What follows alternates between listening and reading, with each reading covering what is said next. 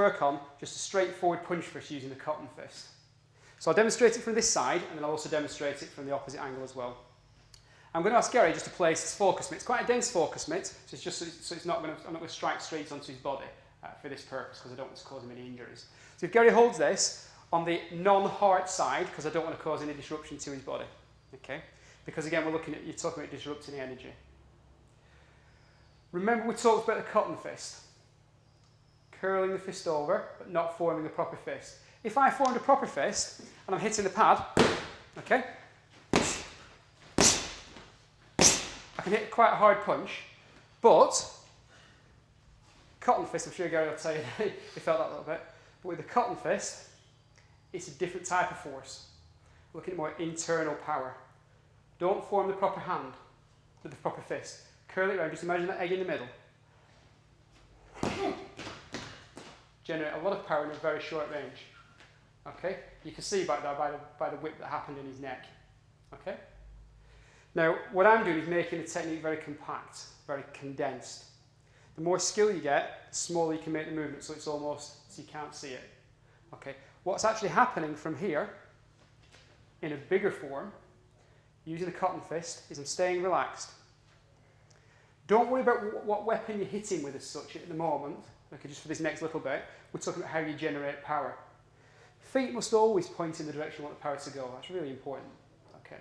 If your feet don't point in that direction, your power is going elsewhere. You sink down.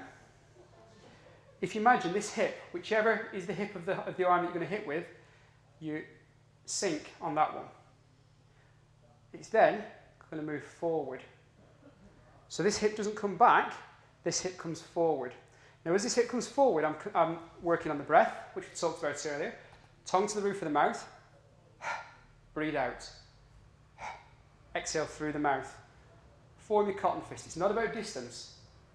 Close the hand, thumb touching the finger. Imagine the egg in between, making sure the wrist alignment's correct. Sink, relax, and deliver the technique. Exaggerated, I'm going to exaggerate it just for illustration purposes, is here. Sink, forward, forward, and deliver the strike. But that in itself, without the energy side, will knock him back. Add the energy side, and you get a lot more. Still staying relaxed. Now, if you think you're generating that power from this range, you imagine if it was a combat situation, if Gary could just move forward for me, we're in here, and I'm in a grapple or whatever, and it's just here. In fact, I'll just put the pad down a second, just to show you. You're in a grapple situation, just switch feet for myself with the camera. So we're in a grapple here, you hear whatever, you place a hand on it, and you deliver the technique. Very effective, straight to the point. Now, I'm purposely not doing it too hard on him, but just to illustrate, you hear, here, and you'll control the situation from there. That's from touch contact. So if Gary was to drop this arm, just to show you, here, your hand's already on, you're in a grapple. Now, we're going to deal with other body weapons later. But we're here, knuckles are on, you just cotton fist, and you drop it on. Now, I'm being particularly kind to Gary, I don't particularly want to go too heavy, but if you change the angle and go down, it'll kick the legs out, and you can control it. Now I've got his arms on in this instance, and you go for whatever you choose to do, arm bars or chin na, whatever you fancy doing. Okay? So, to reiterate this, if Gary holds a pad, feet are lined up, very important. Sink your centre of gravity. Load this hip up, because that's what's going to do the work. Okay? From here, your hand, it's not about punching from here. Your hand's already virtually on the target. You're up here, look mate, I don't want any bother. And you drop it on. It's there. Okay? So, hand in position, relax, feet alignment, sink, breath, breathe it, out, and deliver the strike.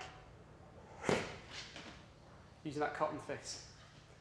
And the good thing with this is, as well, if I tense up, which we did earlier, you notice you don't get the same power you're hitting physically. I mean, I can hit this quite hard physically, okay? And he's not really moving that much. And yet, relaxed, and